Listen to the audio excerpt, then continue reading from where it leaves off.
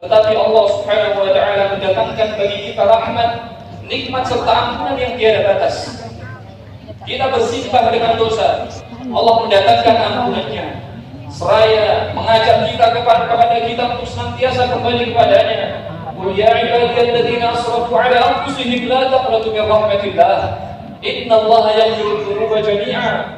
Innahu huwal ghafurur rahim. Wa anibu ila rabbikum wa aslimu lahu min qabli an ya'tiyakumul 'adzab thumma la tunsarun. Katakanlah, wahai hamba-hambaku yang melampaui batas, wahai hamba-hambaku yang melampaui batas dan berbuat kezaliman terhadap diri mereka sendiri, jangan kalian berputus asa dari rahmat Allah. Sungguhnya Allah mengampuni dosa kita semuanya. Sungguhnya Allah mengampuni dosa kalian semuanya. Innahu huwal ghafurur rahim. Karena Allah lah Zat yang Maha Pengampun dan Maha Penyayang. Wa anibu ila rabbikum wa aslimu lah. Kembalilah kepada Allah dan berserah dirilah kepada Allah. Min qabli an ya'tiyakumul 'adzab. Sebelum datang azab kepada kalian, tsumma la tunsarun. Kemudian kalian tidak dapat ditolong lagi. Allahu akbar, Allahu akbar, Allahu akbar walillahil hamd. Ibadallah. Atas segala pemberian Allah itulah sudah sepatutnya kita menjadi hambanya yang semakin menghambakan diri kepada Allah. Atas segala karunia yang diberikan oleh Allah, sudah sewajarnya kita menjadi hamba yang semakin tunduk kepada Allah. Sudah sewajarnya dengan segala karunia yang Allah berikan, kita menjadi hamba yang semakin dekat, yang semakin rela berkorban untuk dipersembahkan kepada Allah Azza wa Jalla dengan apapun yang kita inginkan. Dengan apapun yang kita miliki, kita persembahkan kepada Allah Azza wa Jalla untuk mendapatkan yang lebih tinggi, yaitu surga Firdaus. Sebagaimana Rasulullah SAW menyampaikan dalam hadis Abu Hurairah radhiyallahu ta'ala, "Wa idza sa'altumullaha fas'alul firdaus, fa innahu awsatul jannah wa a'lal jannah wa fawqahu 'arsyur rahman." Dan apabila kalian memohon, meminta kepada Allah, maka mintalah surga Firdaus, karena itu adalah surga yang paling tengah, karena itu adalah surga yang paling tinggi, dan di atasnya tepat ada arsy Allah Subhanahu wa ta'ala. Ma'asyiral muslimin a'azzakumullah. Dari situlah sudah seharusnya kita semakin dekat kepada Allah, kita semakin menghambakan diri kepada Allah Azza wa Jalla. Allahu akbar, Allahu akbar, la ilaha illallah, Allahu akbar walillahil hamd. Nabi Ibrahim, begitu pula Nabi Ismail alaihissalam mengajarkan kepada kita betapa sebetul-betulnya dan sebenar-benarnya dari pengorbanan.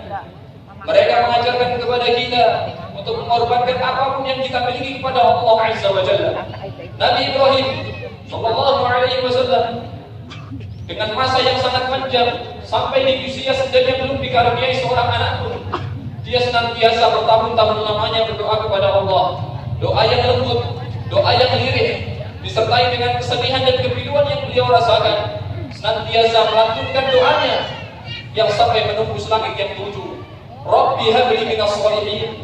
Ya Allah, karuniakanlah kepadaku seorang anak yang terkategorikan sebagai anak yang saleh, sebagai kategori orang-orang yang saleh. Dan Allah Subhanahu wa ta'ala zat yang Maha memberi, mengabulkan doa Nabi kita Ibrahim sallallahu alaihi wasallam. Allah mengabulkan doanya, Allah mengijabahi doanya, di mana semua manusia menganggap sebuah kemustahilan bagi seorang Ibrahim dan sang istri yang sudah berusia senja untuk memiliki keturunan. Tapi tidak bagi Allah, Zat yang Maha memberi, dan adalah Allah Zat yang Maha berkehendak. Allah menganugerahi kepada mereka keturunan. Ismail sallallahu alaihi wasallam lahir bayi yang menjadi pelipur lara dan penyejuk mata dan jiwa. Lahir yang nanti pun Ismail akan menjadi seorang nabi terbaik, nabi yang soleh sebagaimana sang ayah. Tidak berhenti di situ, Nabi Ibrahim kemudian diuji dengan datangnya wahyu ilahi, titah dari Allah Subhanahu wa ta'ala untuk menyembelih anaknya. Ya Allah, ujian apa lagi ini? Anak yang dinanti bertahun-tahun, kemudian setelah ia lahir diperintahkan untuk disembelih. Namun begitulah Nabi Ibrahim sallallahu alaihi wasallam, kekokohan kekokohan iman, kekokohan tauhid, dan kekokohan ketakwaan yang luar biasa, semua menjadi benteng dari bisikan syaitan dan hawa nafsunya. Ia jalankan bersama putranya Ismail dengan penuh keyakinan bahwasanya itu adalah perintah Allah Subhanahu wa taala. Karena itulah Allah Subhanahu wa taala mencatatkan Nabi Ibrahim di dalam Al-Qur'an dengan nama yang mulia, "Qad kanat lakum uswatun hasanatun fi Ibrahim." Dan sungguh telah ada pada diri Ibrahim suri tauladan yang teramat mulia. Allahu akbar, Allahu akbar, la ilaha illallah, Allahu akbar wa lillahil hamd. Pengorbanan dan buah syurga masih senantiasa berlanjut pada masa-masa setelahnya. Al-Imam Al-Bukhari rahimahullah ta'ala meriwayatkan dalam kitab sahihnya dari sahabat Aisyah radhiyallahu ta'ala anha menceritakan, suatu malam saya melihat Rasulullah sallallahu alaihi wasallam kakinya bengkak karena terlalu lama dalam menjalankan salat malamnya. Kemudian Aisyah pun mengatakan, "Atasna'u hadza ya Rasulullah? Wa qad ghufira laka ma taqaddama min dhanbi wa ma ta'akhkhar." Wahai Rasulullah, perlukah engkau melakukan semua ini padahal engkau adalah hamba yang sudah diampuni dosa-dosa yang lalu atau dosa yang akan datang?